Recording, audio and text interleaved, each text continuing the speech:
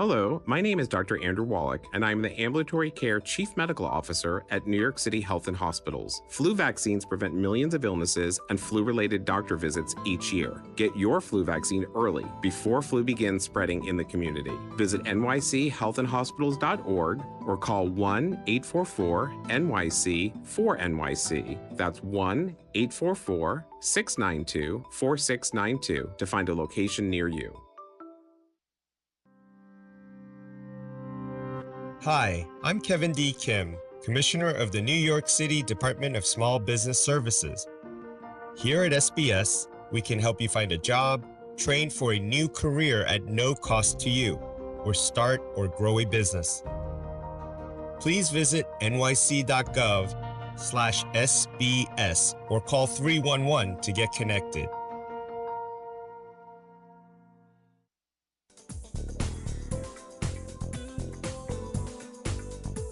Remember, for more information about New York City government services, dial 311 or visit nyc.gov. Hi, I'm Commissioner Manuel Castro from the Mayor's Office of Immigrant Affairs. Did you know your IDNYC card can expire? Visit nyc.gov/IDNYC and follow the easy steps online to keep enjoying your IDNYC benefits, like discounts on groceries, museums, fitness memberships, and so much more. Hola, soy el comisionado Manuel Castro de la Oficina de Asuntos de Inmigrantes de la Ciudad de Nueva York. Oigan, neoyorquinos, ¿sabían que su tarjeta IDNYC puede vencer? Visite nyc.gov/IDNYC y siga los pasos fáciles en línea para seguir disfrutando de los beneficios de su tarjeta IDNYC, como descuentos de víveres, museos, membresías de gimnasio y mucho más.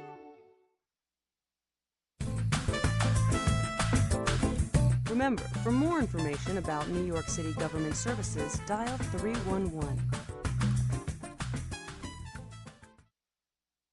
Let's get covered, NYC. Health insurance plans are now more affordable than ever.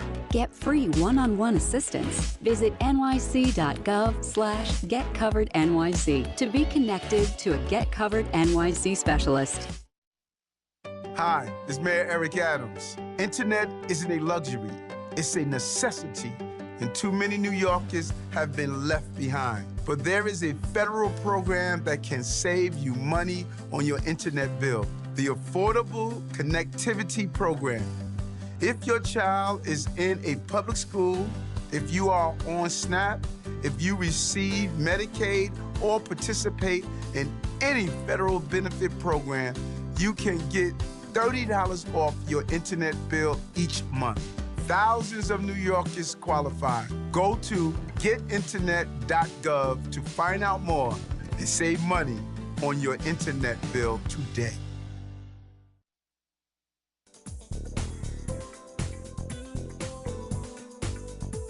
Remember, for more information about New York City government services, dial 311 or visit nyc.gov.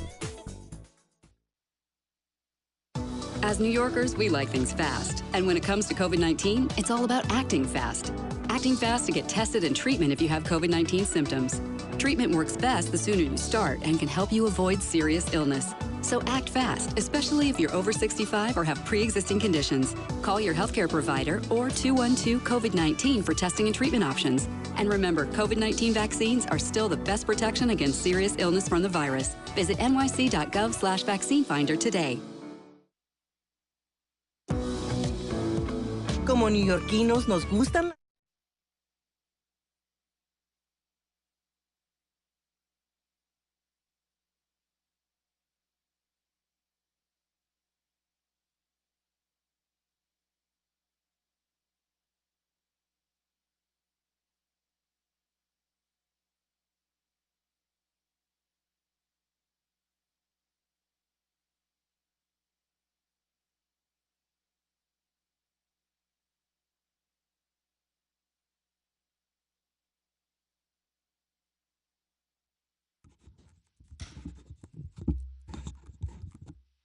My fellow New Yorkers, this has been a week of strong emotions in our city.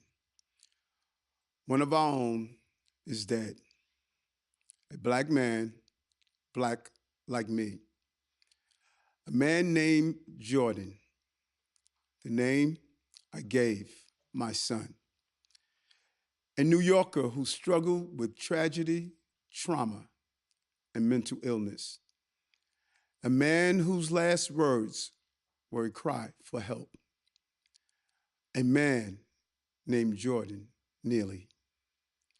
Jordan's death has devastated his family and shocked his fellow New Yorkers. Today, I'm here to talk about Jordan's life before he got on that train. The circumstances surrounding his death are still being investigated. And while we have no control over that process, one thing we can control is how our city responds to this tragedy. One thing we can say for sure, Jordan Neely did not deserve to die. And all of us must work together to do more for our brothers and sisters struggling with serious mental illness. I want to state up front that there were many people who tried to help Jordan get the support he needed.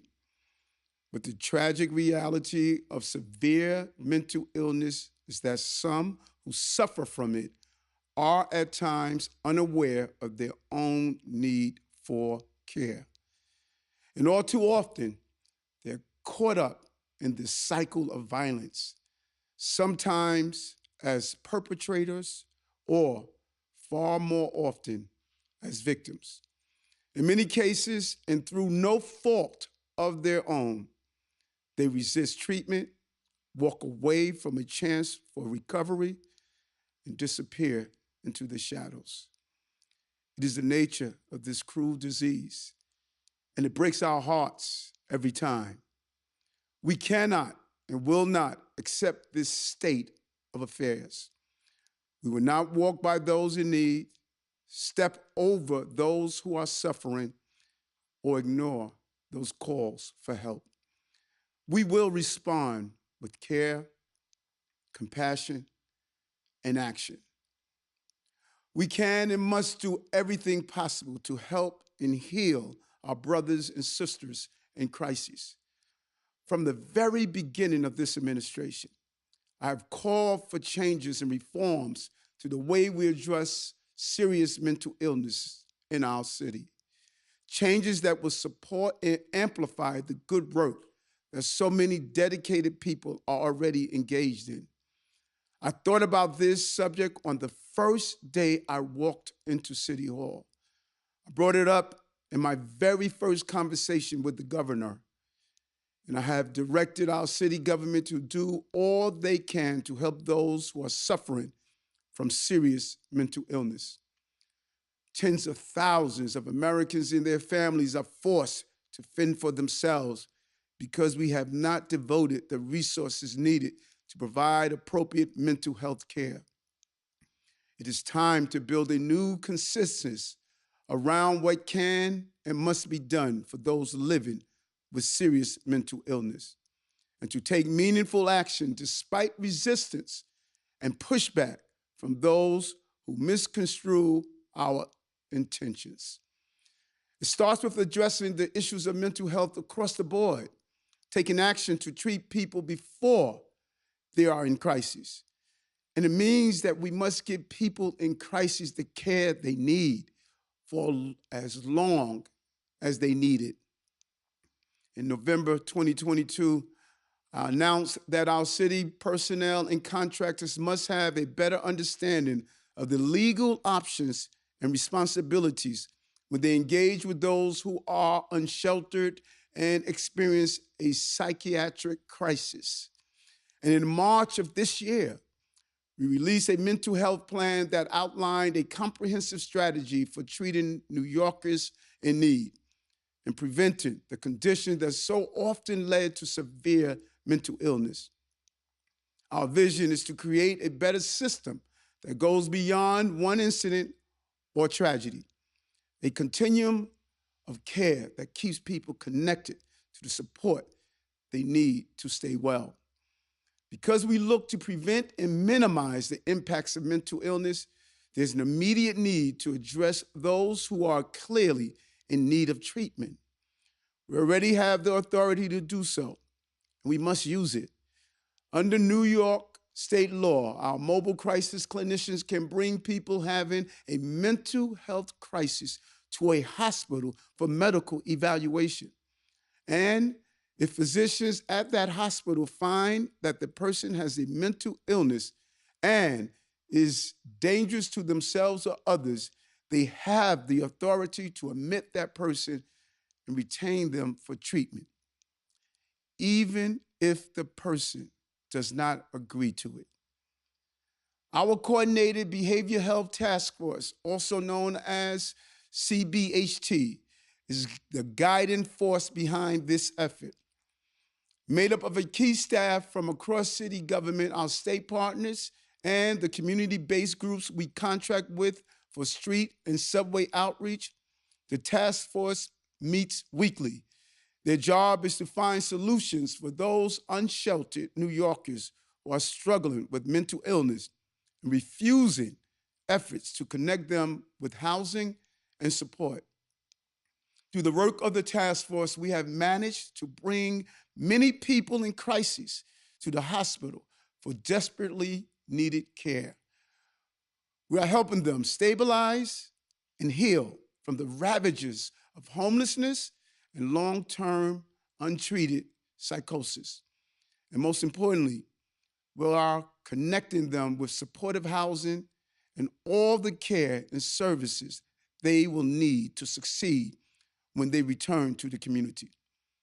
When people are referred to these kinds of services, whether by a court order or other means, a good outcome depends on their participation and cooperation. Service providers make repeated attempts to keep those who need help engaged in the programs that are available to them. But there's no guarantee that those efforts will succeed. This is the kind of care Jordan needed, and that so many were trying to get for him. It wasn't always successful. Over the last several years, Jordan interacted with many city agencies and community-based organizations and providers. He had various encounters with the criminal justice system and was provided services to help him live safely in the community. But those efforts were not enough, and we must find ways to strengthen our system. It starts with investigation and accountability. Next week, we will bring together the leaders of the 5 organizations that we contract with to provide homeless outreach services for a summit on improving outcomes for people with serious mental illness. All of us will sit down at City Hall to develop an action plan to ensure accountability when there are missed opportunities to get those in crisis the help they need. We're also opening this discussion up to other stakeholders as well, including our faith leaders. Later today, I'm convening a meeting with a group of our faith leaders to discuss how we can address this challenge together. They are on the front lines of this issue, and we need their help and support. I urge all New Yorkers to do what they can to help other New Yorkers in need by joining up with groups like New York Cares, a volunteering organization that does great work for our city, or the Street Homeless Advocacy Project, an outreach organization founded by my good friend, civil rights leader Norman Siegel. We know that New Yorkers care, and we want our laws to reflect that as well. That is why we are urging our partners in Albany to act on the legislative agenda that I first announced in November, which we have now put forward as a bill entitled the Supportive Interventions Act. This bill addresses a series of flaws and gaps in the New York State mental hygiene law that are making it more difficult to help those who don't know they need help. We see this in one heartbreaking case after another. It's not the fault of those who are suffering. Severe mental illness causes this critical lack of insight that the only way they can be helped is through intervention. This is precisely why we need the law on our side. We need the tools to get people into treatment at critical moments when they are simply unable to self-direct. And that is what the Supportive Intervention Act is about. The Supportive Interventions Act would make it clear in the law itself what New York courts have already said in interpreting it.